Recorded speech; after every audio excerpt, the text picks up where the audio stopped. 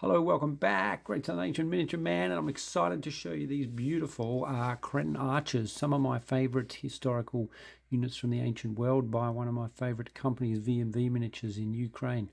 As you know, they produce beautiful, intricate, delicate and very detailed resin miniatures in part. You've got to put them together, but it's all very easy to do so, and they come out very nicely indeed. So they come in a little pack of 4.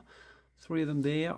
Usual method, couldn't resist a bit of kit bashing. So here's the 4th one with a Victrix head. So slightly different to how he should be. He should be with a hat on. And then I've done his correlation or antithesis or something. Here's a Victrix guy with his V&V head, just to pad out the unit a bit. Some of the details is quite amazing, and in fact I'm going to take some sort of super focused zoomed in pictures just to highlight some of the fine details of their faces and some things like the little leather wrist straps they've got on to protect them from the arrow and the bowstring. Yeah, and the hair, the detail of the hair is just over and above anything you get from other manufacturers.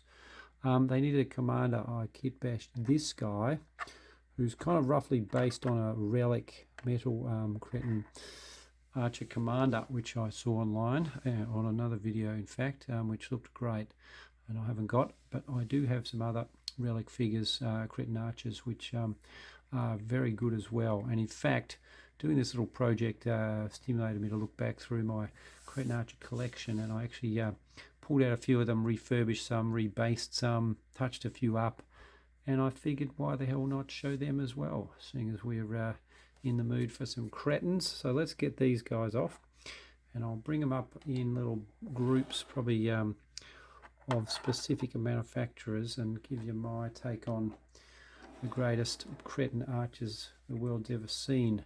Let's go to some more. Well, these are 3D printed. These are the 3D breed March to Hell Cretan Archers, which standard scale makes them really sort of short and chunky, but again, if you've seen any of my videos, Potbelly New Zealand resize them for me a bit, so they're a bit taller and a bit slimmer, so they fit in with the other figures better, and they are full of character. They're really nice figures. There's no assembly needed, and they're great, yeah, in terms of resin figures. They're the best that I've got for the Cretan Archer category.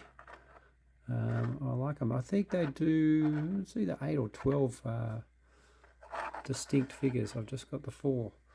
Who's next? Let's go to, I was talking of other nice resin 3D printed ones. These are the Blitzkrieg ones, and they're cool. I do like them. They are a little bit on the cartoony side. That's the only sort of slight detraction for them, but they're excellent. I'm glad to have them. I think there's 5 in the set. Sure where the other one's got to. Off on campaign somewhere, I suspect. Let's go to, what else have we got?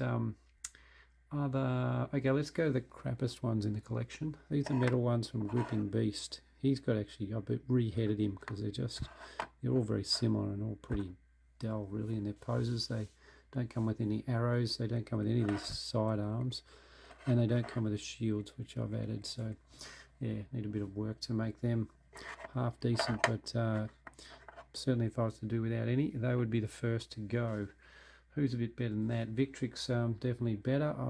Did a review on the Victrix Archers recently. That's a very simple kit with just a couple of bodies and a few arms and legs, but designed very intelligently so that you can get a whole lot of different permutations out of them. And then if you start kit bashing them by, actually it's not Victrix, go away, by adding different helmets from other sets and so on, you can get infinite variation. I've made that sheep blanket thing on his back there, so they are great and very good value for money.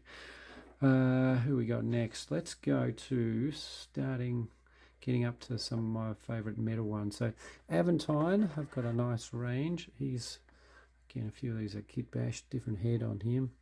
They're really good. Again, this guy, pretty sure he got a Victrix head on him. They are cool. They are also a little bit on the cartoony side. I've added greave on this one. That's often the case with the Aventine figures. It's just a matter of style whether you really get into that slightly oversized sort of features style or not. I like them, but not quite up there with my second favourite, which would be the ones from Vendel, Thistle and Rose, metal figures now made in the US, and just getting through their Facebook page. They're great. Again, I've modified them a bit. What have I done? Oh yeah, just added a shield to him. Actually, that's, yeah, that guy. That's the only modifications to these ones. So nice poses, just good solid figures, easy to paint. Actually, I think I added the arrow. Did I add those arrows? I'm pretty sure they don't come with arrows. To fact check that, I'll put a comment on the video. I can't remember 100%. But yeah, I do like them a lot. The ones, interestingly, that I like the best of the metal ones I've got are from Relic in Canada. And these are beauties. So just nice scale, nice poses, good character, good heft to them. Again, I've gone to town a little bit with the kit bashing, so I've added some shields, some greaves, and the sidearms. So yeah, everyone has got a sword or a coppice or something. They've all been added, but yeah, they're just classic, lovely figures. No hats amongst them. They do so these. The problem with Relic, they've got a great range of ancient historicals. Most of them are too small for my liking. These are what they call the big minis. The standard size are these guys. They're armoured Cretan Archers. And I've cranked them up on slightly higher bases, so they end up actually the same, higher than these guys. But you can see they're a lot smaller, a lot slimmer, a lot more petite. So, you could sort of get away with them in the same unit, imagining they are the small guys in the group, but they just pity they're not all a bit bigger. Then I would buy a lot more stuff from Relic.